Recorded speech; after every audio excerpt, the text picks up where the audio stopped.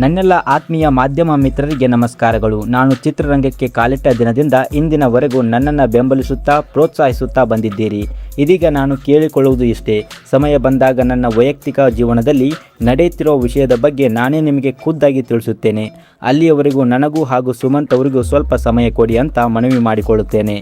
ನನ್ನ ಕುಟುಂಬ ಹಾಗೂ ಸುಮಂತ್ ಕುಟುಂಬಕ್ಕೆ ಸಹ ನಿಮ್ಮ ಬೆಂಬಲವಿರಲಿ. ನಮ್ಮ ವೈಯಕ್ತಿಕ ಬದುಕಿಗೆ ಸ್ವಲ್ಪ ಕಾಲಾವಕಾಶ ಬೇಕಾಗಿದೆ. ನಾನಿರುವ ಸಂದರ್ಭ ಹಾಗೂ ನನ್ನ ಸ್ಥಿತಿಯನ್ನು ನೀವು ತಿಳಿದುಕೊಳ್ಳುತ್ತೀರಿ ಎಂದು ಭಾವಿಸುತ್ತೇನೆ. ಸರಿಯಾದ ಸಮಯ ಬಂದಾಗ ಎಲ್ಲವನ್ನ ನಿಮ್ಮೊಂದಿಗೆ ಹಂಚಿಕೊಳ್ಳುತ್ತೇನೆ.